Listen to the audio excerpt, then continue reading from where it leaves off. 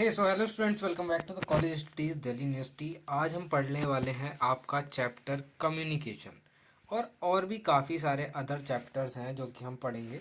ठीक है, तो अभी जो है हम यहाँ यूनिट 4 का ये आपका हमने यूनिट 4 का जो है यूनिट 4 आपकी उसका पार्ट 1 तो हमने कंप्लीट कर लिया था। ठीक है, अगर वो नहीं देखा है तो प्लेलिस्ट में जाके आप देख सकते हैं। I have already covered that one part. अब हम इसका पार्ट 2 कवर करेंगे। ठीक है, पार्ट 2 में हम कौन कौन से चैप्टर यहाँ देखने वाले में हैं एक बार देख लेते हैं। यहाँ हम कम्युनिकेशन देखेंगे, देन उसके बाद एक दो चैप्टर और हैं, दो चैप्टर और हैं इसमें सिंपली वो देखेंगे जैसे कि control lesson 17 and then final chapter and then your final chapter is lesson 18 जो कि है मैनेजरियल कंट्रोल टेक्निक्स।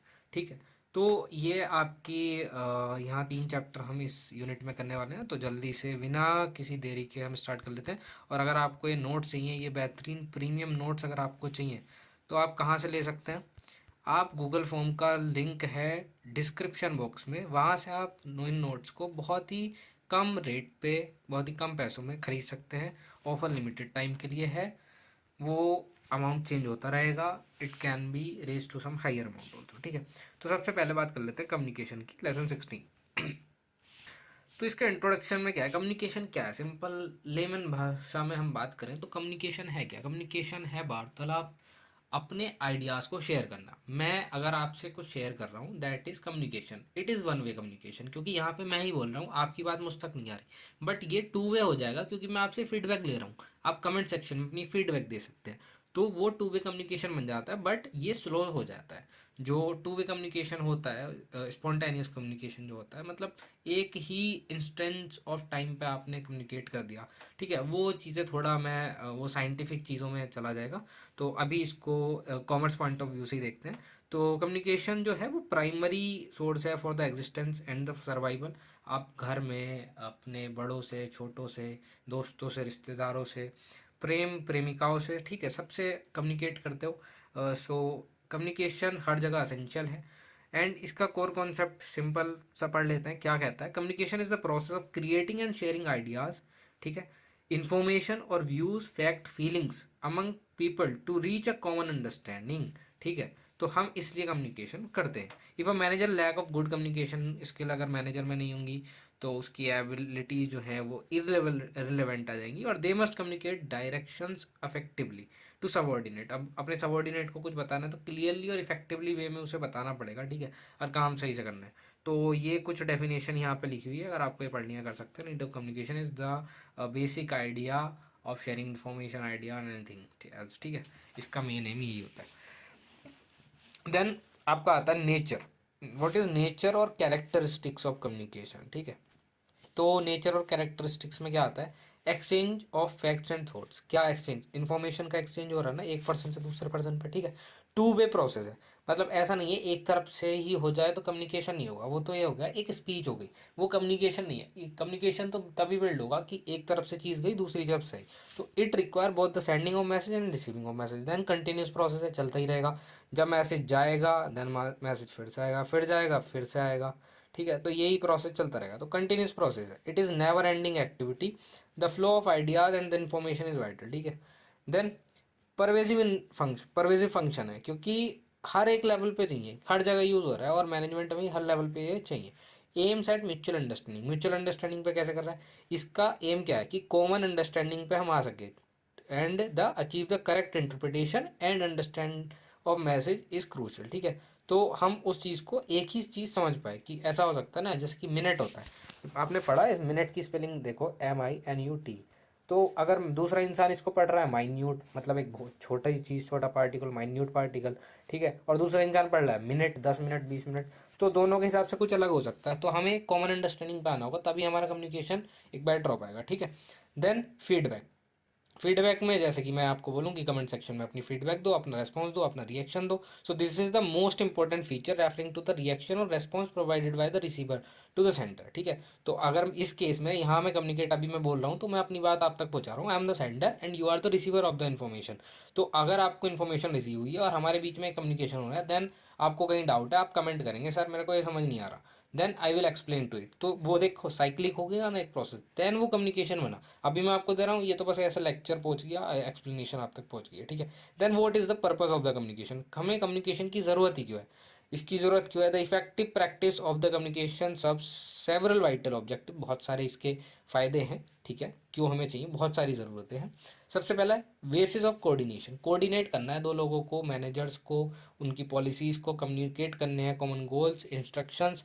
तो उसके लिए हमें कोऑर्डिनेट करना पड़ेगा। कोऑर्डिनेट कैसे होगा, through the communication. Then decision making, decision making में प्रॉपरली कम्युनिकेट करनी पड़ेंगी हमें सारी असेंशियल इन्फॉर्मेशन मैनेजर को, ठीक है। और क्या क्या डिसीजन लेने हैं तो वो सारी नेसेसरी इन्फॉर्मेशन हमको शेयर करनी पड़ेगी, तभी हम किसी कंक्लूजन पे, डिसीजन पे पहुंच पाएंगे। Then third is increase managerial efficiency, manager की जो एफिशिएंसी है उसको बढ़ा देता है। Manager relies on communication to convey targets, अब उसको अपने टारगेट कन्वे करने हैं सुपरवाइजर को और वर्कर्स को, तो वो बोलेगा ना, कम्युनिकेट ही करना पड़ेगा। इंस्ट्रक्शन को इशू करेगा, जॉब्स को अलोकेट करेगा कि ये बंदा ये काम करेगा, उसको बताएगा, रीज़न देगा, तो इन्फॉर्मेशन शेयर करेगा। Ensure quick and effective performance, तो इससे बहुत ही तगड़ा इफेक्टिव परफॉर्मेंस आएगा, ठीक है। Then information and feedback, information and feedback में वही कि आपने सारी चीज़ें बता तो दी, लेकिन आपने, आपके पास वर्कर की तरफ से भी रेस्पॉन्स आना चाहिए ना। मैनेजर ने बता दी बट नीचे से नहीं आ रहा, तो लोअर लेवल से बैक टू टॉप हम फीडबैक लेते हैं, ठीक है। देन फिफ्थ पॉइंट आता है फॉर इन्फ्लुएंसिंग। फॉर इन्फ्लुएंसिंग कैसे, इन्फ्लुएंसिंग में अगर आपको देखो, ये कंप्लीट कम्युनिकेशन का जो प्रोसेस है ना, उसका यही एक जो हेल्प करता है कि सामने वाला इंसान इन्फ्लुएंस हो जाए और हम उसकी चीज़ों से इन्फ्लुएंस हो पाए। तो मतलब एक कम्युनिकेशन की थ्रू ही हम चीज़ अपनी बताएंगे कि हम सब ये चीज़ करते हैं, we have done some internship और यू कैन डू दिस, हम कोई करियर ऑब्जेक्टिव दे रहा है, कोई गोल दे रहा है, तो हम उससे इन्फ्लुएंस हो सकते हैं। It is can be through the communication only. Then increase cooperation and organisational peace, अगर टू वे कम्युनिकेशन होगा तो वो प्रमोट करेगा, मतलब म्यूचुअल अंडरस्टैंडिंग होंगी आपस में, ठीक है, कोऑपरेशन बना रहेगा, ठीक है, and lead to less friction and industrial peace होगा तगड़ा, ठीक है। इमेज बिल्डिंग होगी, then boost employee morale, employee का मोरल बढ़ेगा अगर उसे उसकी बात सुनी जाएगी, सेटिस्फाई हो, सबऑर्डिनेट्स होंगे, ठीक है, ठीक है, वो इन्फ्लुएंस कर पा रहा होगा, चीज़ों से इन्फ्लुएंस हो पा रहा होगा, ठीक है। तो ये सारी चीज़ें इसमें आ जाती है। Then what is the process of the communication, communication का प्रोसेस क्या होता है, तो प्रोसेस मैंने यहाँ टेबुलर फॉर्म में डाल लिया है। आप इसका ना ऐसे करके डायग्राम भी बना के आ सकते हैं। सो डायग्राम जैसे कि ये फ्लो चार्ट दे रखा है टाइप ऑफ कम्युनिकेशन का, वो अभी नीचे बताऊंगा, लेकिन इसका भी आप डायग्राम बना सकते हैं सेंडर रिसीवर का। डायग्राम कैसे बना सकते हैं मैं आपको जूम करके यहाँ थोड़ा सा बना के दिखा देता हूँ, ठीक है। तो ये आ गया मेरे पास, मैंने एक डब्बा बनाया, ये सेंडर का हो गया, ठीक है। ये दूसरा डब्बा बनाऊंगा, यहाँ इनकोड होगा मैसेज, फिर यहाँ इन्फॉर्मेशन होगी कुछ, वो डिकोड होगा, देन वो रिसीवर के पास जाएगा, एंड देन ये रिसीवर वाला डब्बा मेरे को ये फिर से सेंडर पे फीडबैक भेजेगा, फीडबैक, ठीक है। तो ऐसे करके आप इसका, मैंने रफ आइडिया आपको दे दिया, आप ऐसे करके फ्लो चार्ट और इसका डायग्राम बना के आ सकते हैं, ठीक है। सेंडर क्या होता है, सेंडर होता है जो मैसेज को जनरेट करेगा, जो इनिशिएट करेगा एक स्पेसिफिक पर्पस के लिए उस मैसेज को और कोई आइडिया को शेयर करेगा। देन मैसेज क्या होगा, कोई भी idea, information, view, fact, feeling, कुछ भी चीज़ शेयर हो रही है सेंडर के द्वारा, कोई भी चीज़ सेंडर ने अगर शेयर की है और जो भी चीज़ शेयर हुई है, कोई आइडिया होगा, कोई इन्फॉर्मेशन होगा, कोई इनोवेटिव कुछ भी उसके सजेशन हो सकते हैं, तो और कुछ भी फीलिंग वगैरह है, it can be oral, written और नॉन वर्बल फॉर्म में कुछ भी सिग्नल, सिंबल्स कुछ भी हो सकते हैं, तो उसको हम मैसेज बोलते हैं, ठीक है। एनकोडिंग क्या होता है, तो सेंडर जो है वो ट्रांसलेट करता है मैसेज को सिंबलिकली फॉर्म में, वर्ड्स, पिक्चर, गेस्चर्स, किसी भी फॉर्म में कर सकता है। It depends on the sender's skill and the ability to जज द रिसीवर कॉम्प्रिहेंशन, कि वो कैसे इस चीज़ को ले सकता है, कैसे समझ सकता है, ठीक है वो। देन चैनल, चैनल क्या, हम क्या चैनल यूज़ करेंगे, आप व्हाट्सअप कर रहे हो मैसेज, आप इंस्टाग्राम पे डीएम कर रहे हो, आप फेसबुक मैसेंजर पे हो, आप टेलीग्राम पे हो, आप वी चैट पे हो, आप हाइप पे हो, ये सारी चीज़ें जो पहले हुआ करती थी, ठीक है। तो ये चैनल है कि कौन सा मीन्स, कौन सा मीडियम और किस मैनर में गया, टेलीफोन, ईमेल, पोस्ट, किससे गया आपका, ठीक है। तो ये सारा कुछ आता है इसमें। देन रिसीवर, जिसके पास मैसेज गया है, डिकोडिंग, वो डिकोड करेगा इन्फॉर्मेशन जो सिंबॉलिक कैरेक्टर फॉर्म में आई थी, उसको समझेगा, उसको पढ़ेगा। देन आपका आता है फीडबैक, फीडबैक में क्या है, फीडबैक में सिंपल है कि कंफर्मेशन हो गया, मैनेजर जो भी कंफर्मेशन लेगा रिसीवर, वो सेंडर को फिर से मतलब अंडरस्टूड करेगा और उसको भेजेगा, मतलब भेजेगा मैसेज कि साहब मेरे को तुम्हारा मैसेज समझ में आ गया, ये बात है, और कोई फीडबैक देनी है, कुछ बताना है और भी उसके आगे, तो उसको एलेबोरेट कर सकता है। Then what are the types of communication, types of communication में मैंने यहाँ एक फ्लो चार्ट डाल दिया है, इसको आप नोट से समझ लेना, अगर स्क्रीनशॉट लेना चाहते हो तो यहाँ स्क्रीनशॉट ले सकते हो, ठीक है। सो टाइप्स ऑफ कम्युनिकेशन में सबसे पहले हमारे पास आ जाता है फॉर्मल कम्युनिकेशन। फॉर्मल कम्युनिकेशन क्या होता है? फॉर्मल से आपको क्या समझ आ रहा है कि ऑर्गेनाइजेशन में यूज़ हो रहा होगा, फॉर्मल मैनर में यूज़ हो रहा होगा। तो a communication channel is the medium, ठीक है। कम्युनिकेशन चैनल जो है वो मीडियम है, मैनर है, किस तरीके से हम मैसेज को भेज सकते हैं। Communication can be formal, informal और अनऑफिशियल, ठीक है। फॉर्मल इनफॉर्मल तो ये हो गया कि फॉर्मल वे में करा, इनफॉर्मल मतलब कि थोड़ा कैजुअल वे में करा, जो हम आपस में डे टू डे लाइफ में कर रहे होते हैं। और अनऑफिशियल वो कहीं लिखा नहीं है, नोट डाउन नहीं कर रखा। लाइक आपने इनफॉर्मल कम्युनिकेशन तो क्या, आपने दुकानदार से कुछ बोल दिया कि ये सामग्री है, ये सब कर देना, ठीक है, बट आपके पास उसका वो प्रूफ है, कुछ सारी चीज़ें। अनऑफिशियल क्या हो गया कि officially you have not recorded it somewhere, ठीक है। सो फॉर्मल कम्युनिकेशन में क्या आ जाता है? फॉर्मल कम्युनिकेशन जो है वो फॉलो करता है strictly through the official channel से के थ्रू, ये लाइक ईमेल ही करना है। अगर आप ऑफिस में कोई भी वो कर रहे हो तो आपको ईमेल ही करना है, ठीक है। तो वो स्केलर चेन या एक लाइन ऑफ कमांड को फॉलो करता है, ठीक है। देन कैरेक्टरिस्टिक्स इसमें क्या होता है? ऑथेंटिक रूट चूज होता है with few chances of distortion, because communication are generally recorded and filed. तो हर कम्युनिकेशन का रिकॉर्ड होगा, हर कम्युनिकेशन फाइल्ड होगा, और डिस्टोर्शन का कोई भी यहाँ पे चांस नहीं होता। देन ड्रॉबैक, ड्रॉबैक क्या होता है? It tend to be slow and rigid. ये काफ़ी स्लो प्रोसेस हो जाता है और काफ़ी रिजिड हो जाता है। आप मेल भेजते हो, कोई अपना फोल्डर कब चेक करता है? इफ़ बाय चांस वो स्पैम फोल्डर में चला गया तो पड़ा ही रह जाएगा, ठीक है। तो फॉर्मल कम्युनिकेशन में भी आता है वर्टिकल कम्युनिकेशन। वर्टिकल कम्युनिकेशन क्या है? वर्टिकल कम्युनिकेशन हो गया ऐसे डाउनवर्ड कम्युनिकेशन, ऐसे डाउनवर्ड कम्युनिकेशन, ठीक है। इस लेवल पे गया, इस लेवल पे गया, इस लेवल पे गया, तो लेवल वाइज हो रहा है, ठीक है। तो ये top management to middle, middle to lower management, ये ऐसे करके जाता है। इसका कंटेंट क्या है? Primarily communicate goals, strategies, policies, issue, orders, ये सबको, इंस्ट्रक्शन को, एग्जीक्यूशन को आगे देगा। देन रिस्क क्या है? It does not encourage feedback, ठीक है। इसमें मतलब ऐसे टॉप टू बॉटम जा रहा है ना, ऐसे वर्टिकल, उसमें तो ये ऊपर से नीचे तक की बात जा रही है, नीचे से ऊपर फिर से आपकी फीडबैक नहीं जाएगी, आपका डिस्टोर्शन के जो चांसेस हैं वो बढ़ जाते हैं एंड ओवर लॉन्गर डिस्टेंसेस, ठीक है। देन अपवर्ड कम्युनिकेशन आता है इसमें, ठीक है। अब अभी तो हम डाउनवर्ड आ रहे थे वर्टिकल में, अब अपवर्ड की बात जब बात करते हैं तो नीचे से ऊपर जा रहा है, फीडबैक जाता है, तो ऊपर के जो आइडियाज शेयर वगैरह होते हैं वो इसमें नहीं हो पाते, ठीक है। ये आप पढ़ लेना, ओके। देन 20 में आ जाता है हॉरिजॉन्टल कम्युनिकेशन। हॉरिजॉन्टल में क्या समझते हैं? ऐसे करके ऐसे, ठीक है। तो हॉरिजॉन्टल कम्युनिकेशन जो है वो एक सेम लेवल पे होता है अमंग मैनेजर्स और employees placed at the same rank और लेवल। सेम रैंक और लेवल पे होंगे ना, तभी तो यहाँ पे बात कर पाएंगे। अगर एक ही ऑफिस में बैठे हैं, एक ही डेस्क रो में बैठे हैं, तो वो आपस में गप्पे शप्पे लड़ा लेंगे, बातें कर लेंगे, ठीक है, but in a formal manner. Then informal communication और ग्रेपविन भी इसे बोल दिया जाता है, ठीक है। Take place without the following the formal channel, formal channel follow नहीं करता। अब यहाँ व्हाट्सएप का आपका ग्रुप हो, चिट चैट हो, ये सारी चीज़ें यहाँ पे आ जाती हैं। इसका नेचर क्या है? It follows through informal groups, inside और आउटसाइड द फॉर्मल स्ट्रक्चर, कुछ भी हो सकता है। इट स्प्रेड्स रैपिडली, एकदम से इसमें बातें फैलती हैं, like in your college unofficial groups. Often gets distorted, information leak भी हो जाती है काफ़ी, मतलब ठीक नहीं होते। And it is its original sources very difficult to detect. अब इसका ओरिजिनल सोर्स डिटेक्ट करना भी थोड़ा मुश्किल हो जाता है। हालांकि ग्रुप्स में एक एडमिन होता है, बट एक एनोनिमस आपने चैट इशू कर दी है और आप उसमें इनफॉर्मली बातें कर रहे हैं, तो उसमें एनोनिमसली आपको ढूंढने में ऐसे काफ़ी मुश्किल हो जाती है, ठीक है। Then functionality, it increase the efficiency of the employee. जो फंक्शनैलिटी जो है इसमें एफिशिएंसी एम्प्लॉयज़ की बढ़ जाती है, थोड़ा फास्ट हो जाता है, रैपिड कम्युनिकेशन हो गया। अगर आपको, आप टीममेट्स हो, आपको कोई भी कोऑर्डिनेशन करना है, कोई भी बात करनी है, आपको कोई भी चीज़, एक फाइल है, वो डॉक्यूमेंट आपको यहाँ शेयर करना है। If you are doing the mail it takes time, ठीक है। अगर तुम व्हाट्सअप पे हो तो आपने व्हाट्सअप खोला, ये फाइल, ये दबाया सेंड का बटन, ये इसके फ़ोन में बज गई फाइल, ठीक है, पहुँच गई मतलब फाइल। देन रिस्क क्या है इसमें? इट फ्रीक्वेंटली लीड्स टू, इसमें र्यूमर्स काफ़ी ज़्यादा फैल जाते हैं, एंड विच में नेगेटिवली इफेक्ट द वर्क, ठीक है, ये नेगेटिव इफेक्ट डालता है काम पे, okay. Then rumour and dealing with rumour, पहले देखेंगे र्यूमर क्या होता है, अफवाह, और उनको कैसे डील किया जा सकता है। सो और rumour is generally incorrect information जो कि फालतू में फैलती है, और ये काफ़ी तेज़ी से फैलती है, अफवाह बहुत अच्छे से फैल जाती है, बहुत तेज़ी से। देन डीलिंग विद र्यूमर, अब इनके साथ डील कैसे किया जा सके, ठीक है, ये आपके लाइफ में भी काम आने वाली चीज़ है, पढ़ लो ध्यान से। डीलिंग विद र्यूमर का मतलब है यहाँ पे हम कैसे कैसे इसको डील करेंगे। तो डील करने का पहला मेथड आ जाता है आइडेंटिफाई कोजेस, ये र्यूमर क्यों फैला, किसकी वजह से फैला, ठीक है। तो हम ये जानेंगे the best way to control rumour is to address its cause, मतलब जो राड़ की जड़ है उसको ही मिटा दो, ठीक है, उसको स्टॉप करने की कोशिश करो।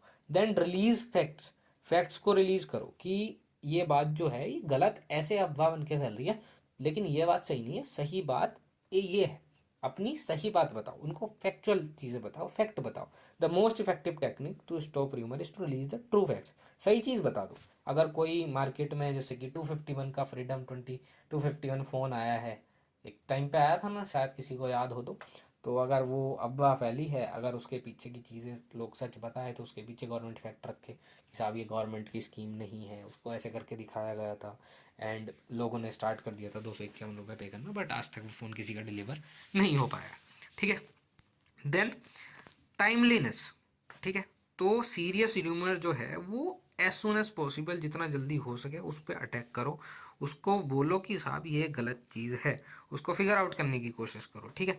Face to face, manager should discuss facts and grievances with employees through face to face interaction, तो कोई भी र्यूमर ना हो तो इसलिए फेस टू फेस इंटरेक्शन करना चाहिए मैनेजर को, ठीक है। इसमें आ जाता है rumour clinics, some organisation establish rumour clinics to provide instant answer to objectionable rumours. अब कोई भी अफवाही है, किसी कोई ऑब्जेक्शन है, तो वो र्यूमर क्लिनिक पे आएगा, पूछेगा कि साहब ऐसे ऐसे समस्या है, ये दिक्कत है, this is a problem, so it it is there or not, तो वो पूछ लेगा उसको एंड उसको वहीं पे उसका फैक्चुअल चीज़ें मिल जाएंगी, सारी चीज़ मिल जाएगी, सारे प्रूफ्स मिल जाएंगे, तो वो वहाँ पे ऐसे र्यूमर्स एंड हो सकता है। Then distinction between formal and informal communication, वो मैंने तुम्हें अभी समझा दिया है, you have to read it from the notes, and notes कहाँ मिलेंगे, लिंक इन द डिस्क्रिप्शन, वहाँ से जाके परचेस कर लो, ओके। देन आता है आपका कम्युनिकेशन नेटवर्क। कम्युनिकेशन नेटवर्क क्या होता है, it is a pattern of direction in which information flow in the organisation, तो एक पैटर्न बनता है कि किस फ्लो में ऑर्गेनाइजेशन में, मतलब जो इन्फॉर्मेशन है उसका फ्लो हो रहा है, ठीक है। तो फॉर्मल कम्युनिकेशन नेटवर्क जो है मतलब फॉर्मली है तो स्ट्रक्चर्ड वे में होगा, ठीक है। तो स्ट्रक्चर कौन कौन से हैं वो देख लेते हैं। सबसे पहला आता है चेन नेटवर्क। चेन नेटवर्क कैसी होती है, चेन बनाओ, चेन कैसी होती है, ये ये ये ये, ठीक है, या फिर आपको ये कह सकते हैं ऐसे करके, एक से दूसरा जुड़ा, दूसरे से तीसरा जुड़ा, तीसरे से चौथा जुड़ा, ठीक है। तो ऐसे चेन नेटवर्क बनता है, और ये वर्टिकली और हॉरिजॉन्टली कैसे भी हो सकती है, बट यहाँ वर्टिकली का मेंशन है, communication flow vertically up and down in a single sequence, ठीक है, एक सिंगल सीक्वेंस में होता है, ठीक है। Then wheel network, wheel network में क्या होता है कि जो इन्फॉर्मेशन का फ्लो है वो एक सिंगल सेंट्रल पर्सन से होता है, ठीक है। जैसे कि ये बंदा है सेंट्रल में और ये सारे लोगों को इन्फॉर्मेशन का फ्लो कर रहा है, अगर कोई इन्फॉर्मेशन यहाँ से यहाँ नहीं जाएगी, पहले इन्फॉर्मेशन इस बंदे के पास है, इससे यहाँ पे आएगी, यहाँ से फिर यहाँ जाएगी, ठीक है। तो इस सिंगल बंदे के पास होती है। Then circle network, circle network में क्या होता है, एम्प्लॉय जो है वो कम्युनिकेट करता है विद द एडजॉइनिंग मेंबर्स, ठीक है। अब सर्कल नेटवर्क कैसे, इस बंदे के पास इंफॉर्मेशन थी, यहाँ से यहाँ ये गई, देन सेकंड टू थर्ड ये आई, थर्ड टू फोर्थ ये आई, ठीक है। तो इन एडजॉइनिंग बंदों के बीच में ही इंफॉर्मेशन का एक्सचेंज होता रहेगा, ठीक है। तो ये सर्कल नेटवर्क आता है। ऑल चैनल नेटवर्क या स्टार नेटवर्क, स्टार नेटवर्क कैसे होगा, स्टार नहीं बन रहा यार, स्टार कैसे बनेगा, ये ओके, हाँ चलो हो गया, ये स्टार बन गया, ओके। तो स्टार नेटवर्क में ऐसे होता है कि स्टार टोपोलॉजी टाइप आपने पढ़ी होगी, कम्युनिकेशन फ्लो अपवर्ड डाउनवर्ड भी आता है laterally among all the members of the group, and ये सपोर्ट करता है पार्टिसिपेटिव कल्चर को and result in high member satisfaction, ठीक है। क्योंकि अगर स्टार जैसे कि आपने ऐसा बना दिया, ये अपसाइड डाउन भी जा रहा है, लेटरली इधर भी जा रहा है, इधर से इधर भी जा रहा है, इधर से इधर भी जा रहा है, तो सभी मेंबर्स के बीच में जो पार्टिसिपेटिव एक रिजल्ट आता है, एक आउटकम ऐसा आता है। Then what is the Y network, then आपका आता है वाई नेटवर्क। वाई नेटवर्क में क्या होता है, अपसाइड डाउन वाई बनाना है, जैसे वाई ये ऐसा होता है ना, ऐसे नहीं बनाना आपको, ये अपसाइड डाउन वाई बनाना है। ये आपका सुपरवाइजर, ये दो एम्प्लॉय, तो ये इसको रिपोर्ट करेंगे, ठीक है। इन्फॉर्मेशन ऐसे फ्लो अप भी होगी और फ्लो डाउन भी होगी, ठीक है। तो ये यहाँ इन्फॉर्मेशन का फ्लो रहने वाला है। Then informal communication network, informal communication network क्या है कि चार लोगों ने चौकड़ी बैठा ली, पांच लोग बैठे हैं, आपने हॉस्टल के रूम में, किसी रूम में 10 लड़के पड़े हैं, किसी रूम में 20 लड़के पड़े हैं, ठीक है, बैठे हैं, बातचीत कर रहे हैं, अगर सभ्य भाषा में बोला जाए तो, ठीक है। तो वो क्लस्टर नेटवर्क बनाते हैं, वो क्लस्टर्स बना लेते हैं, ये ऐसे छोटे छोटे, ये ऐसे, कुछ भी कोई स्ट्रक्चर ही फॉलो नहीं होगा ना। इनफॉर्मल जहाँ आ गया तो अनस्ट्रक्चर्ड मैनर में जैसे जी करे वैसे कर लो, ओके, ये है इसमें। Then communication media, communication media जो है उसमें बहुत सारे तरीके हैं, चैनल ऑफ ट्रांसमिशन मीडिया, ठीक है। तो ये वर्बल भी हो सकता है, नॉन वर्बल भी हो सकता है। सबसे पहले इसमें आ जाता है ओरल कम्युनिकेशन।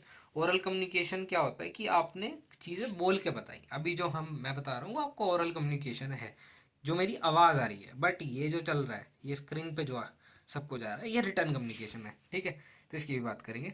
तो सबसे पहले ओरल कम्युनिकेशन की मेरिट्स क्या होती हैं। ये इमीडिएट फीडबैक जो है इसमें वो पॉसिबल है कि जब हम ओरली आपस में, मान लो हम कॉल पे बात कर रहे होते, तो जब हम ओरली आपस में बात कर रहे होते तो आप मेरे को इंस्टेंट फीडबैक दे पाते। अगर मैं आपको राइट करूँ एक ईमेल या व्हाट्सएप मैसेज, तो आप इंस्टेंट नहीं कर पाएंगे।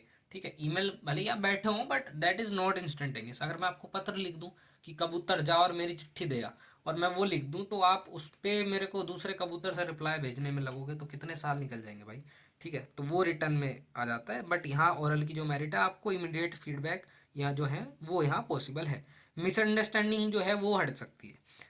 व्हाट्सएप पे अगर आप चैटें कर रहे हैं, उसमें आपका एक्सप्रेशन वगैरह नहीं जाता, तो सेमेंटिक बैरियर्स वहाँ पे होते हैं। ठीक है, तो और आपका टाइम भी बचता है कॉल पे, अगर आप आमने सामने से बात कर ले, फेस टू फेस। ठीक है, डीमेरिट्स क्या क्या हैं। एक्सपेंसिव फॉर डिस्टेंट कम्युनिकेशन, अगर दूर की कम्युनिकेशन है तो उसके लिए काफ़ी ज़्यादा एक्सपेंसिव हो जाता है। अनसुटेबल फॉर लॉन्ग मैसेजेस, अगर लंबी बात करता है, स्टैटिस्टिकल डाटा देना है, कोई पूरी रिपोर्ट देनी है, कोई लीगल रिकॉर्ड रिकॉर्ड रखना है उसका, तो वो सारी चीज़ों में यहाँ ये डीमेरिट्स आ जाती हैं। रिटर्न कम्युनिकेशन क्या है कि ये वो रिटर्न फॉर्म में है, including emails, memos, report, document हो सकता है, formal business communication, minutes of the meetings, ऐसा कुछ भी हो सकता है। देन इसकी मेरिट्स क्या है, ये प्रिजर्व करना इजी है डॉक्यूमेंट्स को मतलब हम प्रिजर्व करके रख सकते हैं for the future need. But oral में ऐसा नहीं था। Effective for transmitting large message, हम लिख सकते हैं, स्टैटिस्टिकल डाटा दे सकते हैं, परमानेंटली रिकॉर्ड कर सकते हैं। ठीक है, and can be use as a tool for controlling. Okay, then demerits. Demerits क्या है इसमें, एक्सपेंसिव हो जाएगा, पेपर इंक वगैरह ये सब। ठीक है, इन्वायरमेंटल फ्रेंडली नहीं है, टाइम कंज्यूमिंग है, लाइक फ्लेक्सिबिलिटी इसका लगेगा कि इमिडिएट रेस्पॉन्स जो है वो पॉसिबल नहीं है, जो कि बोला था। ठीक है, देन सी इसमें आता है नॉन वर्बल कम्युनिकेशन। ठीक है, नॉन वर्बल कम्युनिकेशन क्या है, exchange of information through gestures, posture, facial expression. ऐसा नहीं होता किसी को आंखें घूर के दिखा दी तो गुस्सा आ रहा है कि मतलब बंदे को, तो सामने वाला डर जाएगा।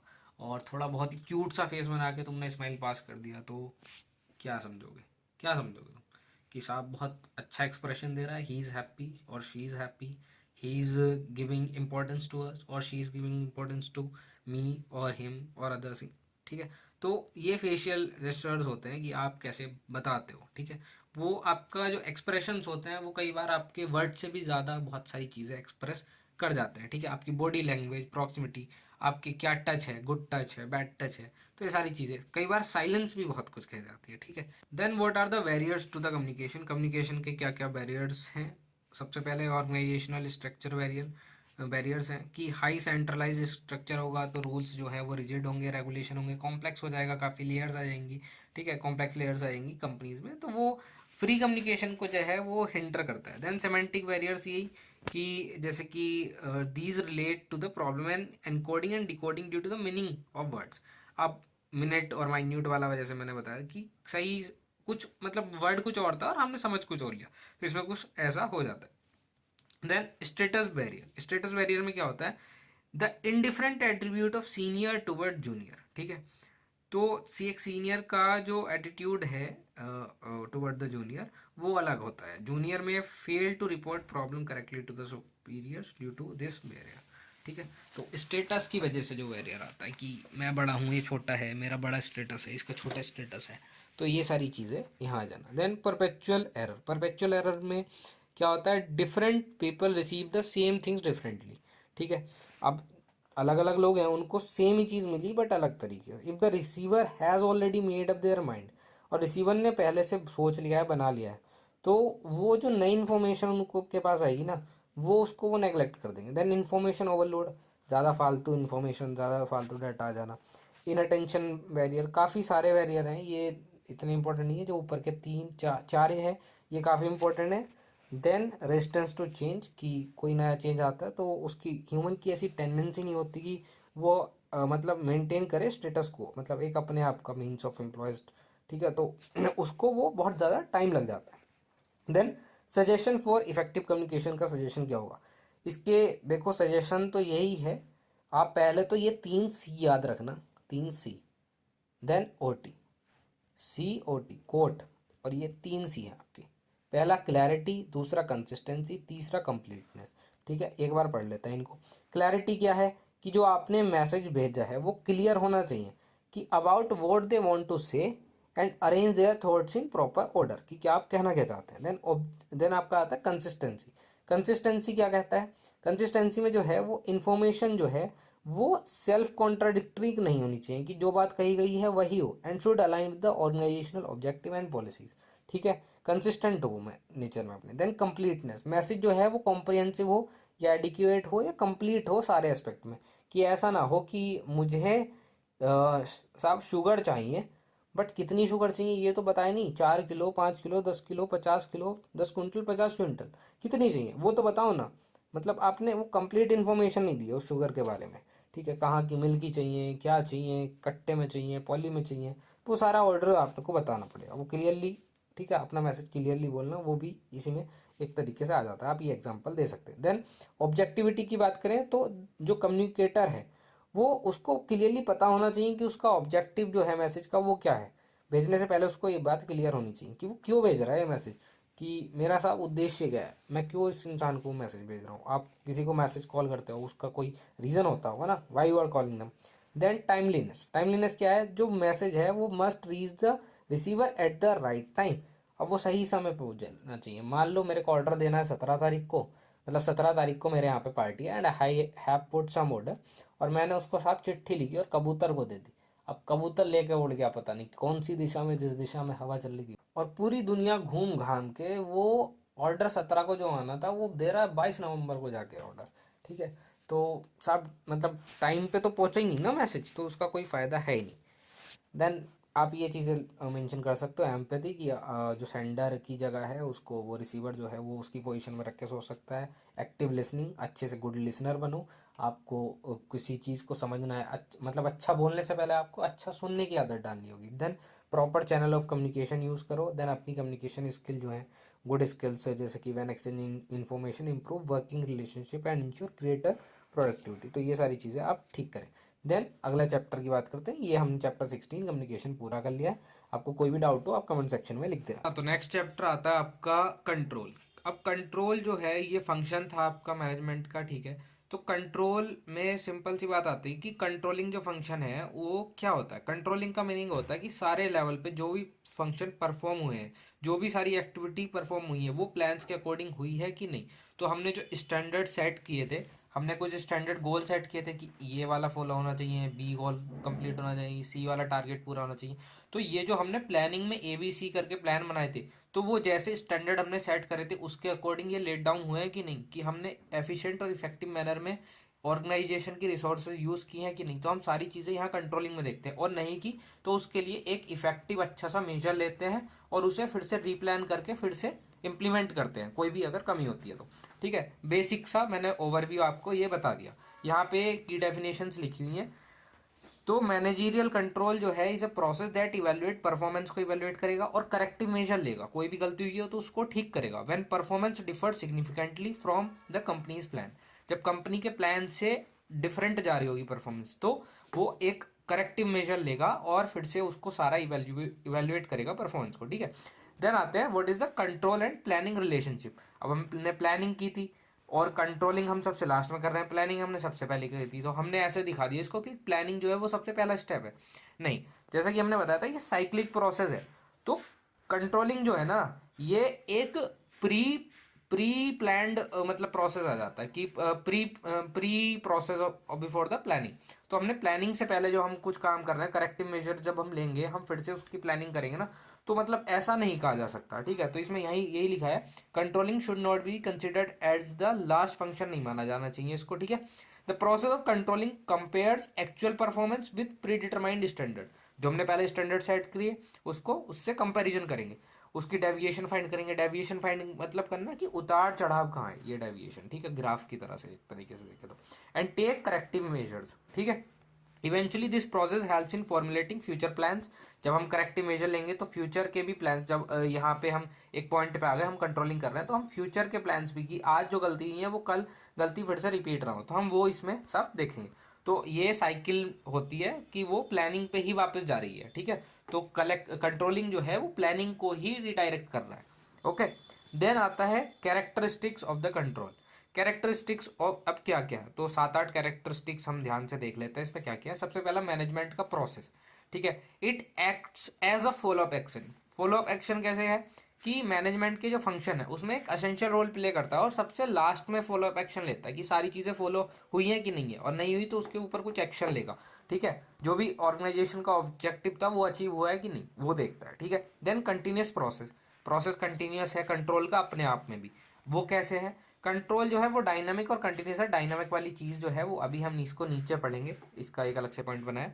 तो मैनेजमेंट जो है वो कॉन्स्टेंटली रिव्यू करता रहता है परफॉर्मेंस को, ठीक है। तो जब हम कंट्रोल करेंगे तो परफॉर्मेंस को रिव्यू करते रहेंगे ना, कि हमने साहब ये वाला प्लान बनाया था, हमने ये रिसोर्सेज यूज़ की, हमने ये प्रोजेक्ट चला रखा था, and how he is performing, हम कैसे कर रहे हैं। और अगर उसमें कुछ भी गलती आ रही कि साहब बजट का ये है, रिस्क फैक्टर आ गया, तो हम उस पर करेक्टिव एक्शंस लेंगे। ओके, देन फॉरवर्ड लुकिंग, कि हमेशा हम आगे की सोच रखते हैं कि अभी जो गलती हो गई, बट हम फ्यूचर में कुछ ऐसा ना हो।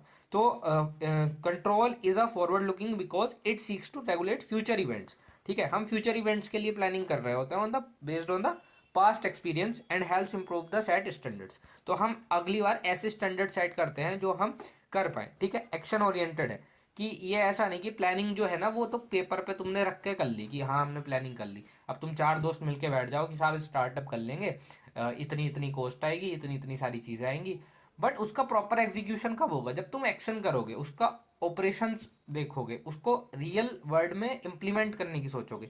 बट पेपर पे प्लान करने से या तुम हर रात स्टार्टअप चालू करके सुबह उसको बंद भी कर देते हो, उससे नहीं होगा ना कुछ भी, ठीक है। So the essence of the control is the corrective action. हमें ठीक एक्शन लेना है, जो भी हमने प्लान बनाए थे हमने काम भी कर लिया, बट हमें करेक्टिव एक्शन लेना है। तो ये जो इसका है वो की एलिमेंट आ जाता है यहाँ पे। Taken to just adjust performance to predetermined standard and minimise wastage and time energy, ठीक है। देन डायनामिक प्रोसेस, ये डायनामिक प्रोसेस है। अभी ऊपर जब हम बोल रहे थे कि नीचे डिस्कस करेंगे, तो डायनामिक प्रोसेस है क्योंकि ये फ्लेक्सिबल है, रिजिड नहीं है। मतलब कि हम इसमें टाइम के अकॉर्डिंग चेंजेस कर सकते हैं। जैसे कि हमने कुछ और स्टैंडर्ड सेट करे बट वो नहीं हो पाए, तो हम सेकंड ऑप्शन पे स्विच कर जाएंगे और हम इसमें कुछ ना कुछ और ऐड कर देंगे कि ये सब काम ऐसे नहीं, हमने क्लॉजेज ऐड कर दी, जैसे कॉन्स्टिट्यूशन अमेंडमेंट हो जाती है, बट वो तो मेजोरिटी वगैरह लेके होती है। बट यहाँ हम देखेंगे कि ये सब गलती है तो हम करेक्टिव एक्शन लेंगे। हर जगह आपको दिख रहा होगा करेक्टिव एक्शन, ये की एलिमेंट है, ये हर चीज़ में तुम डाल सकते हो, ठीक है, अपने आंसर में। Then based on planning, planning के ऊपर ही बेसिस होता है क्योंकि प्लानिंग में स्टैंडर्ड सेट हुए हैं।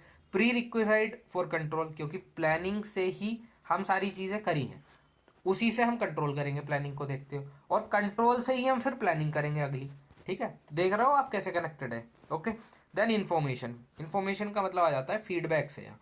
The availability of adequate information, मतलब कि हमने कोई भी ऑपरेशन करा उसकी फीडबैक कैसे आ रही है, हमने कोई मान लो प्रोडक्ट बनाया तो उसका फीडबैक कैसा है about actual performance, guide the control process and enable manager to take corrective action.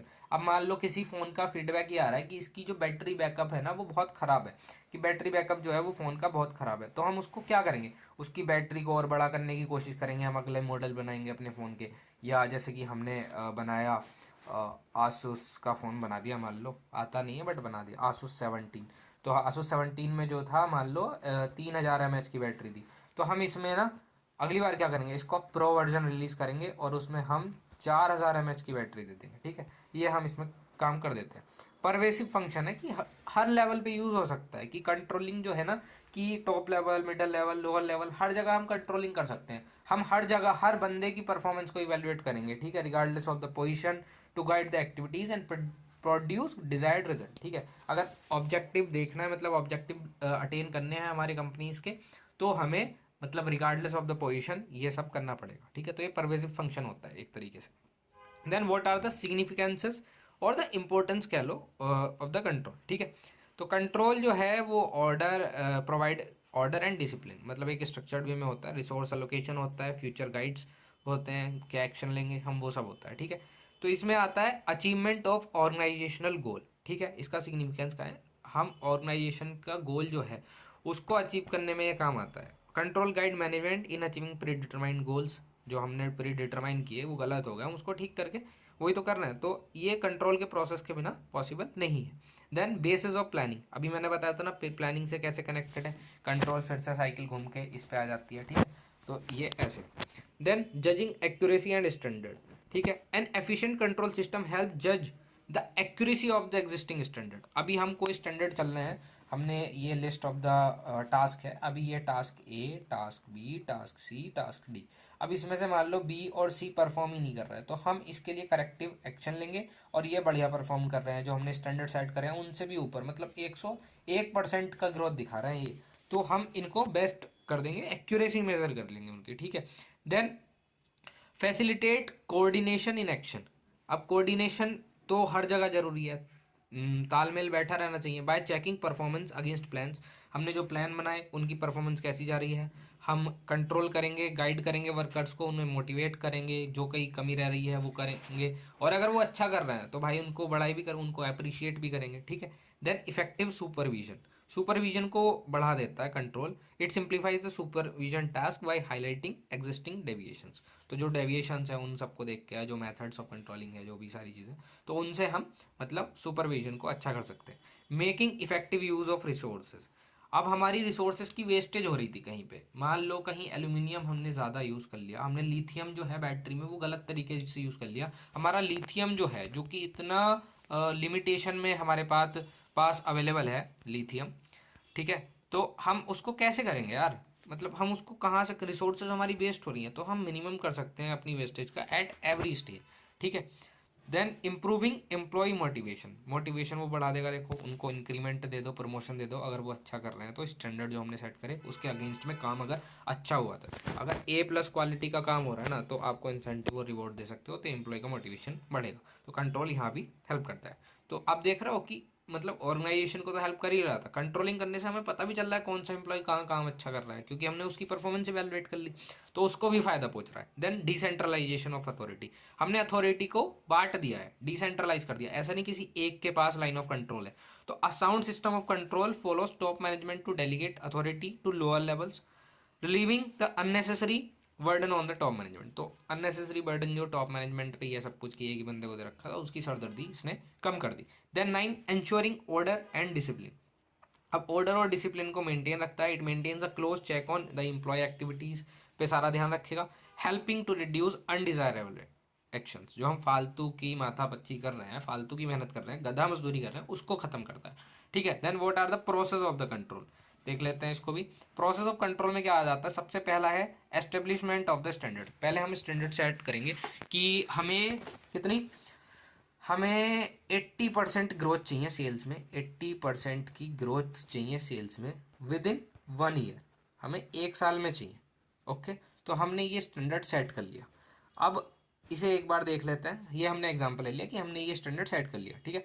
Standard are the criteria of performance against which actual results are compared, they can be expressed in physical terms, quality हो सकता है, man hours हो सकता है, या फिर monetary terms में हो सकता है कि सेल्स वॉल्यूम, कॉस्ट कितना प्रॉफिट की, मान लो हमें उस पर 20% प्रॉफिट मार्जिन रखना है, और क्वालिटेटिव नेचर में भी हो सकता है, ठीक है।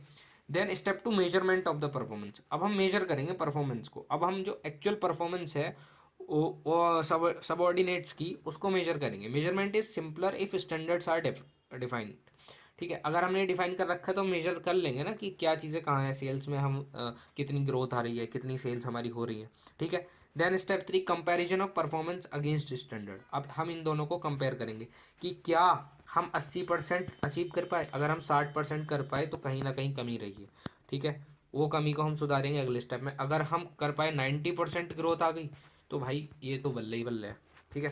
देन करेक्टिव डेविएशन लेंगे, मतलब जहाँ भी चीज़ें गलत हैं उसे मॉडिफाई करेंगे, प्लान करेंगे गोल्स को, ठीक है, रीअसाइन करेंगे ड्यूटीज़ को कि कहीं ना कहीं ऑर्गेनाइजेशन के जो फंक्शन है उसमें गड़बड़ी थी, इंप्रूव करेंगे सिलेक्शन को या ट्रेनिंग बढ़ाएंगे, स्टाफिंग का प्रोसेस करेंगे, या फिर इफेक्टिव यूज़ देंगे, तो हम जो सारे प्रोसेस अपने प्लानिंग, ऑर्गेनाइजिंग, स्टाफिंग, डायरेक्टिंग, तो हम सारी चीज़ों में मॉडिफिकेशन करने की कोशिश करेंगे, जहाँ भी कहीं दिक्कत हुई है वहीं पर करेक्टिव एक्शन ले लेंगे। Then what are the essential of effective control, essential चीज़ें क्या क्या हैं इफेक्टिव कंट्रोल करने के लिए। Control should be reflect plan and position, अब आपका प्लान क्या है और क्या पोजीशन का बंदा उसे करेगा, किसके लिए वो इवेल्युएट हो रही है, तो ये आपको ध्यान में रखना है। It require the information varies depending upon the plan being evaluated. तो ये सब ना प्लान के ऊपर डिपेंड करता है, क्योंकि आपका प्लान सेल्स का है या आपका क्वालिटी अच्छा करने का, सब प्लान्स अलग होंगे, सबका इवेल्यूएशन अलग अलग होगा। Then control must be tailored to individual managers and their personality. अब जो कंट्रोल है ना वो इंडिविजुअल मैनेजर के हिसाब से होना चाहिए और उसकी पर्सनैलिटी पे क्या जा रहा है। तो control must B designated in a manner that designed in a manner that the specific manager will understand and use। कि स्पेसिफिक मैनेजर है, कि मान लो आपका सेल्स मैनेजर अलग है, प्रोडक्शन मैनेजर अलग है, तो उसके लिए सबके रूल्स और कंट्रोलिंग डिज़ाइन अलग होगा और वो उसको फॉलो अप करे। Then control should point out exception at critical points. इसमें क्या पॉइंट में आ जाता है, manager should concentrate their control efforts on exception. जो एक्सेप्शन चीज़ आई है, मतलब आपका ग्रोथ जा रही थी बट कहीं पे ये थोड़ा डिप आया, देन फिर से ग्रोथ जा रही है, स्टैग्नेंट हो गई है, जा रही है, ठीक है। तो ये जो एक्सेप्शन आई है, ये जो क्रिटिकल पॉइंट है, इस पे ध्यान देने की ज़रूरत है। किसको? ये जो मैनेजर साहब हैं जी, ठीक है, तो इनको ध्यान देने की ज़रूरत है। और फॉर रेमेडियल मेजर्स, कि क्या क्या हम चीज़ें इस पे यूज़ कर सकते हैं, कैसे कैसे इसको ठीक कर सकते हैं। Effective control require paying primary attention to the most important deviation. जो इंपॉर्टेंट डेविएशन आई ना ये, इस पे हम प्राइमरी एक्शन लेंगे, प्राइमरी अटेंशन देंगे। Then control should be objective. Objective बोले तो कि जो स्टैंडर्ड हमने सेट किए उसका क्या ज़रूरत है, क्या हमारे ऑब्जेक्टिव है, उस पर ध्यान देना चाहिए, रेदर देन सब्जेक्टिव। कि इधर उधर की बातों पे ध्यान ना दे के हमारा जो एक गोल है उस पर ध्यान दे लो। अगर आप इधर उधर हाथ पैर मारोगे, मतलब थोड़ा एम्बिगियस नेचर में हो जाएगा वो, कि आपको करना ही सेल्स इंक्रीज थी बट आप क्वालिटी में या प्रोडक्शन में जाके देख रहे हो। हाँ, कहीं ना कहीं वो डिपेंड करेगा, बट अपनी एक स्ट्रेटेजी बना के चलो। देन टाइप्स और the kinds of the control, कि किस टाइप के होते हैं। तो ये 3 टाइप के यहाँ हमने बेसिकली ले लिए, जो कि टाइम बेस्ड है, कि मतलब कब होगा। प्रिवेंटिव और प्रीलिमिनरी कंट्रोल, मतलब फीड फॉरवर्ड बोले तो कि पहले ही हम एक्शन ले रहे हैं। टाइमिंग क्या होगी कि पहले करेंगे, प्रोडक्शन एक्टिविटी जब चालू होगी ना, काम चालू होगा, उससे पहले ही ले लेंगे कि ये तो धंधा चालू करने से पहले हमने कुछ कंट्रोलिंग कर रहे हैं। फोकस क्या होगा? फ्यूचर डायरेक्टेड होगा, कि फ्यूचर में क्या करेंगे। एम करेगा, फोर्सी करेगा पोटेंशियल प्रॉब्लम्स क्या क्या आ सकती हैं और उन्हें हम कैसे कैसे ठीक कर सकते हैं। Then application, focus on human material financial resource, सब चीज़ों पे ध्यान देगा ये। देन कंकरेंट कंट्रोल, ये कंकरेंट क्या? कंकरेंट करंट सिचुएशन, ठीक है, समझ रहे हो ना। इससे timing exercise during the work process, real time control है, कि अभी काम चल रहा है तो आप वहाँ पे हो, मान लो आपके घर पे भी काम चल रहा है कुछ, तो आप रियल टाइम में वहाँ हो कि नहीं साहब मेरे घर का कंस्ट्रक्शन तो ऐसे हो गया। कि आप देखते हैं ना कि मजदूर को या फिर जो भी डिज़ाइनर है वहाँ, उसको देख रहे हो बैठ के, तो आप वहाँ कंट्रोलिंग ही कर रहे हो एक तरीके से, कि अगर ये काम गलत कर रहा होगा तो मैं इसको बोल दूंगा कि मेरे को साहब ये ऐसे नहीं, ऐसे चाहिए काम। ओके।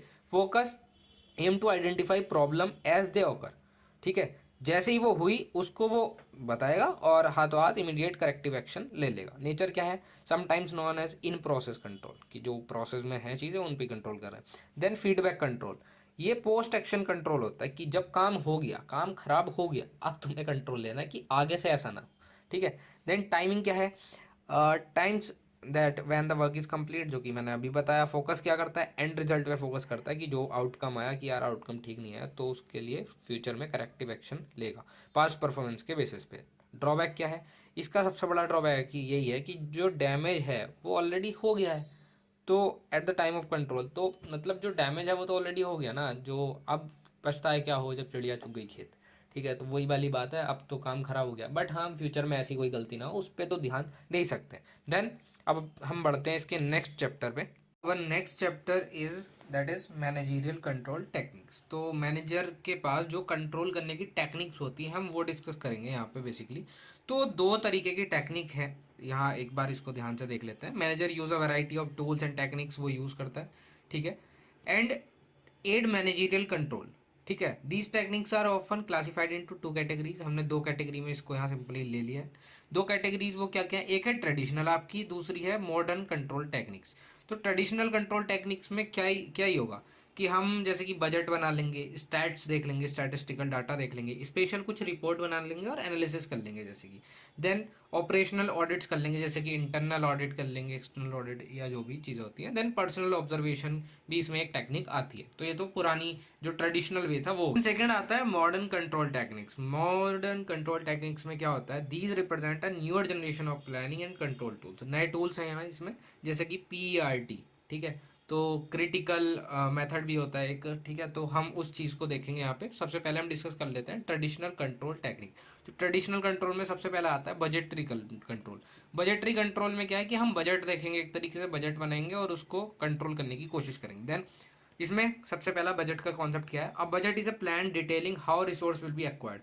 हम सारी रिसोर्सेज देते हैं कि ये पैसा इतना यहाँ यूज़ होगा, इतने टाइम में यूज़ होगा। तो हम एक स्पेसिफिक टाइम के लिए बजट बनाते हैं in for the future course of action, कि एक साल में हमें अपने ऑपरेशन क्या क्या करने हैं, ठीक है। तो बजट को प्रिपेयर करना ही कहा जाता है बजटिंग, ठीक है। और हम यूज़ करते हैं बजट को कंट्रोल एक्टिविटी के लिए, that is called budgetary control, ठीक है। इसका नेचर क्या होता है, क्वांटिटेटिव एक्सप्रेशन का होता है, कि प्लान ऑफ एक्शन जो हम देखते हैं वो क्वांटिटेटिव मेजर्स में देखते हैं, क्योंकि यहाँ सब चीज़ की क्वांटिटी क्वालिटी नहीं है ना, ठीक है। Typically expect in financial terms में देखते हैं। It determine financial estimate, determine करता है related to various activities for a fixed period to control actual performance, ठीक है। देन कैरेक्टरिस्टिक्स क्या है बजट के, अब budget generally relate to given future period, कि हम फ्यूचर का देखेंगे ना, कि जैसे देखते हैं जैसे 2025 चल रहा है तो बजट 2025-26, 25 से 26 अप्रैल 2026 तक का देखेंगे, ठीक है। इट शुड बी फ्लेक्सिबल, कि कहीं चेंजेस आने हैं, कहीं पे लॉसेस आ गए या कहीं अच्छी ग्रोथ हो गई, तो इट शुड बी फ्लेक्सिबल, कि हम बीच में इसको कर पाए। स्पेसिफिक न्यूमेरिक टर्म्स होते हैं इसमें, ठीक है। और उसके कुछ फंडामेंटल्स जो हैं, it is fundamental and receive top management support, ठीक है। Then what are the benefits of the budgetary control. हमने बजटरी कंट्रोल हम कर तो रहे हैं, बट क्यों कर रहे हैं, इसके बेनिफिट्स क्या क्या। इसमें मैक्सिमम रिसोर्स यूटिलाइजेशन होती है, कि हमारी रिसोर्सेज जो है वो वेस्ट नहीं जाती, ठीक है। Then it provide a basis for coordination and integration of various activities. हम बहुत सारी एक्टिविटीज़ को, जैसे कि एक्टिविटी ए है, एक्टिविटी बी है, अब इसमें कुछ अलग खर्चा आ रहा था, इसमें कुछ अलग खर्चा आ रहा था, बट हम इनको कंबाइन करके कुछ एक इंटीग्रेशन करके एक ऐसी एक्टिविटी बना सकते हैं, टास्क कर सकते हैं, कोऑर्डिनेशन बना सकते हैं दो डिपार्टमेंट्स के बीच में, ठीक है। Then it serve as a integrated control tool, ठीक है। ये इंटीग्रेटेड कंट्रोल टूल होता है, सर्व करता है by measuring performance against budgeted figures, जो हमने बजट बनाई उसके अगेंस्ट में, ठीक है। स्ट्राइक आउट करता है, कोई भी वेरिएशन होती है तो उसको बाहर निकाल देता है, बता देता है। और रेस्पॉन्सिबिलिटीज फिक्स हो जाती है, ठीक है, कि कौन क्या ऑपरेशन परफॉर्म करेगा, कहाँ कितना पैसा जाएगा। Then it facilitate a democratic way of managing. एक डेमोक्रेटिक वे होता है, डेलीगेट होती है अथॉरिटी, ठीक है। तो ये सारी चीज़ें आप नोट से पढ़ लेना, नोट्स मैंने बता दिया आपको, डिस्क्रिप्शन में लिंक मिल जाएगा बाय नोट्स करके।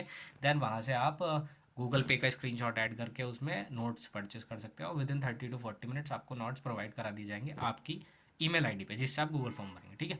Then it make employees conscious about cost and performance, ठीक है। तो ये सारे पॉइंट्स आप पढ़ लेना। Then what are the types of budget. Types of budget क्या आते हैं, जैसे कि सेल्स बजट, कि सेल्स का करना है, cash budget, purchase budget, expense जो हो रहा है उसका बजट, कैपिटल बजट के ये क्या होता है कि हमने कितना एक्सपेंडिचर कर दिया है कैपिटल बनाने में, मतलब कितना कैपिटल हमारा लगा है एसेट इकट्ठा करने में, ठीक है। जैसे कि प्लांट एंड मशीनरी हो गया, या जो भी तुमने वहाँ पे मशीन या कुछ भी लगाया, ठीक है। देन रिवेन्यू बजट, कि आपका एक्सपेक्टेड इनकम कितना होगा सेल से। देन प्रोडक्शन बजट, प्रोडक्शन में आपका कितना चला गया, लेबर रिक्वायरमेंट्स कितने, ये सारा कुछ। Then labour budget, labour budget की स्किल टाइप की लेबर चाहिए, कितनी चाहिए, ये सारा आप बजट करेंगे। Then master budget, master budget में क्या होता है, मास्टर बजट में होता है कि मास्टर बजट इक्वस टू ये जितना भी सब कुछ आपने निकाला ना, इसको सब कंबाइन कर दो, ये मास्टर बजट के अंदर आ जाता है, ठीक है।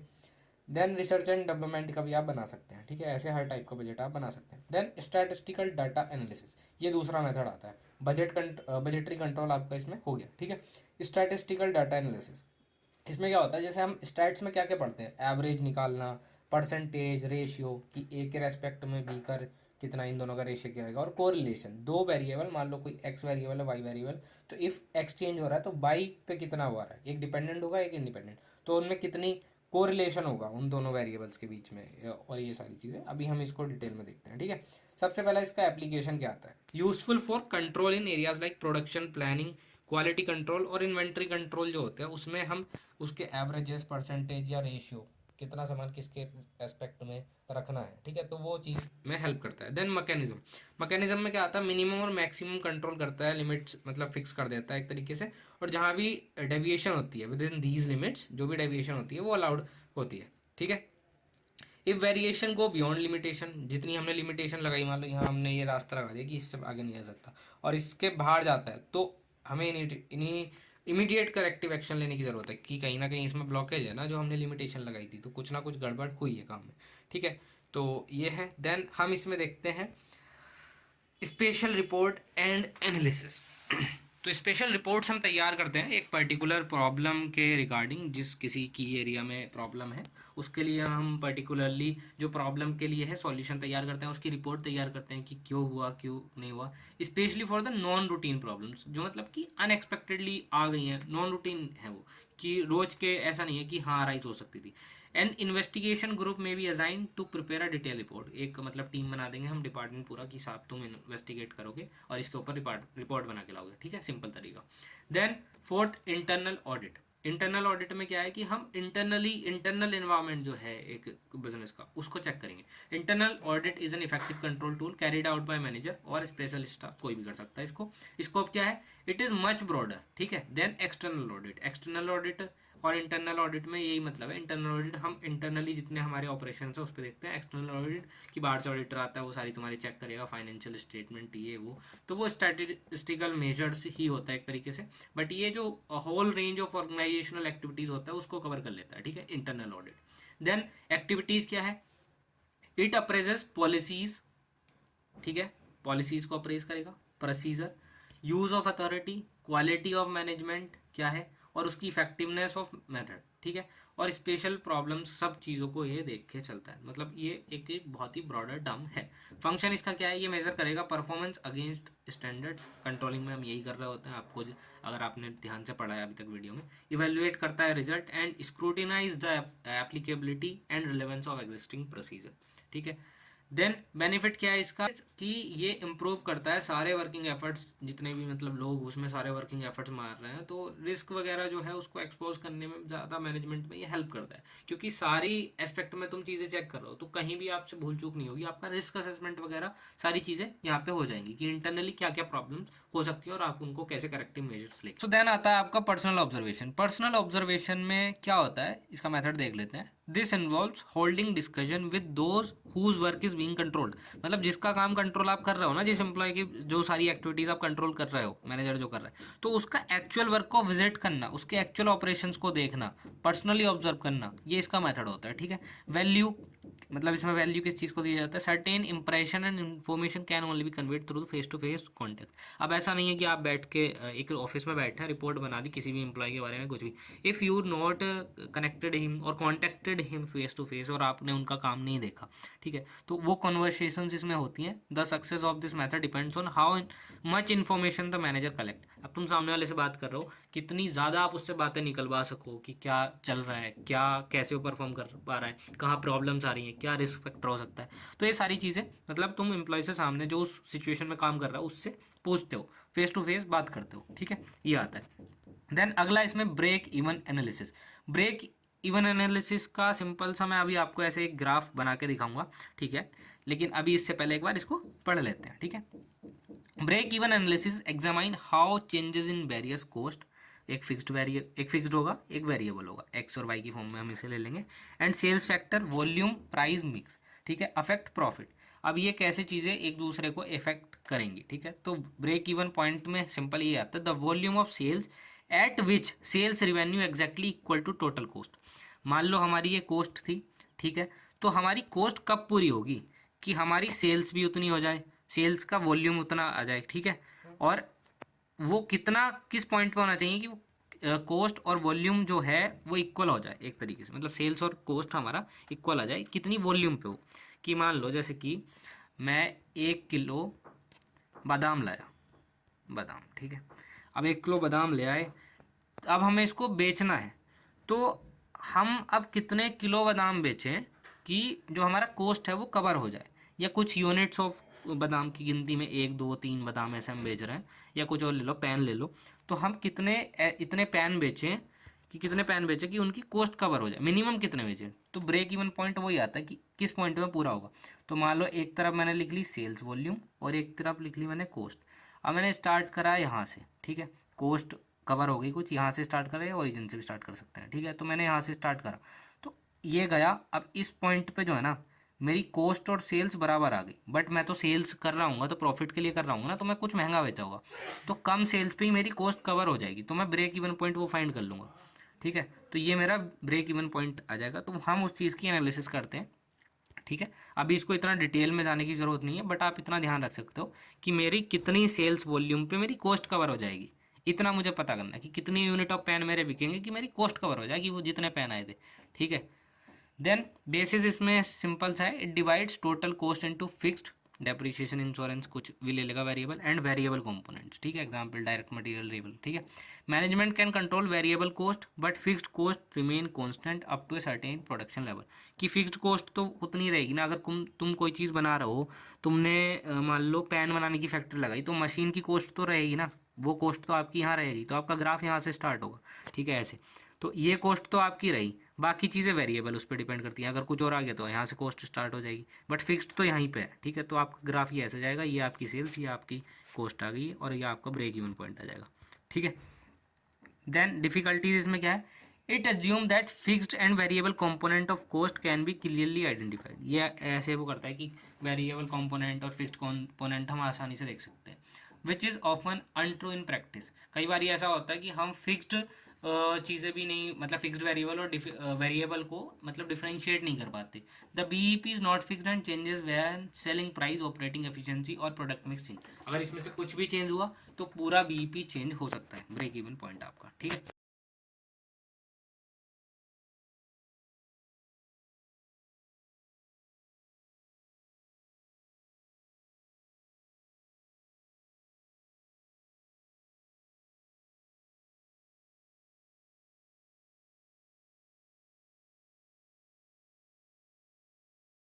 तो अब जो आता है वो है नॉन बजटरी कंट्रोल, और हम कह सकते हैं एक तरीके से मॉडर्न टेक्निक्स जो यूज़ होती हैं। तो मॉडर्न टेक्निक्स में जो है वो नेटवर्क एनालिसिस है और फाइनेंशियल मैट्रिक्स है। तो नेटवर्क एनालिसिस एक बार देख लेते हैं। ये बेसिकली एक प्रोजेक्ट मैनेजमेंट के लिए होती है, जिसमें हम प्रोजेक्ट की बहुत सारी एक्टिविटीज़ को कंट्रोल करते हैं। It breaks a project down into activities, arrange them logically, उन एक्टिविटीज़ को लॉजिकली अरेंज करेंगे और उसका एक नेटवर्क डायग्राम बनाते हैं कि एक्टिविटी ए हुई, ए एक्टिविटी से बी एक्टिविटी उसके ऊपर डिपेंड है, देन सी एक्टिविटी हम इसके अलावा कर सकते हैं और इन दोनों को मिलकर डी एक्टिविटी परफॉर्म होगी। ऐसे करके हम एक्टिविटीज़ का एक वो बनाते हैं। तो वो क्रिटिकल पाथ मेथड होता है। बट अभी हम पीआरटी देख लेते हैं, program evaluation and review technique. तो इसमें हम प्रोग्राम का इवैल्यूएशन करेंगे, देन उसको रिव्यू करेंगे। तो इसमें हम यूज फॉर एनालिसिस, ये यूज़ होता है फॉर एनालिसिस, प्लानिंग, मॉनिटर करना और controlling the projects with the goal of accomplishing the project with in the stipulated time and cost, कि जितना पैसा हमने एस्टिमेट किया है उतने पैसे में और उतने समय में ये हो जाए। It is an important technique in project management,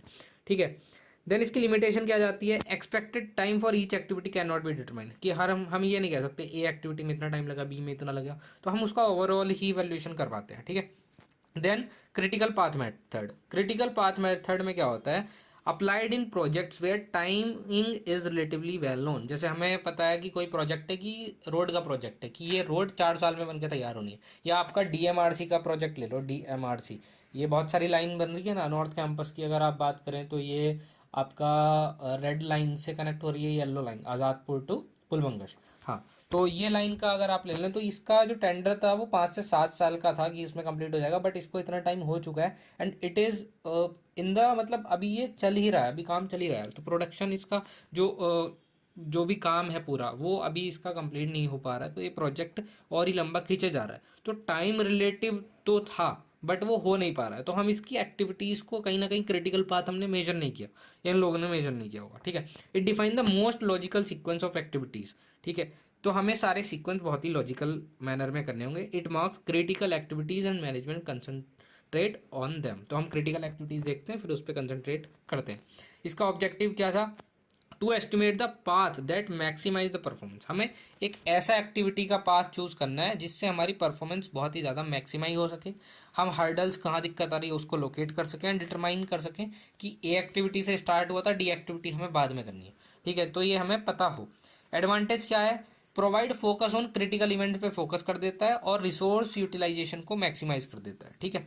बाकी और सारी चीज़ें तो आपको नोट से ये पढ़नी होंगी। देन मतलब इसी को मतलब डिटेल में अगर आप पढ़ोगे तब जाके आपको बहुत ही अच्छे से क्लैरिटी मिलेगी। अभी मैं वीडियो में समझा रहा हूँ, एक बार नोट्स को गो थ्रू जरूर कर लेना, okay. Then financial measure, financial measures में रेशियो एनालिसिस आ जाता है कि हम रेशियो को एनालाइज करेंगे। तो ये फाइनेंशियल स्टेटमेंट से डिफरेंट हम टर्म्स उठाते हैं और दो वेरिएबल के बीच में रिलेशनशिप को डिफाइन करते हैं। तो कैटेगरी इसकी क्या आ जाती है, सबसे पहले लिक्विडिटी रेशियो। लिक्विडिटी रेशियो मतलब लिक्विडिटी का मतलब है कि कितना कैश फ्लो है, कितना पैसा है करंट में, ठीक है। तो it measure the ability to meet short term liabilities. Short term liabilities जो हैं उनको हम मीट कर पा रहे हैं कि नहीं, उसके लिए हम लिक्विडिटी रेशियो ये सब चीज़ें वो करते हैं, like current ratio, quick ratio, ये सब कुछ।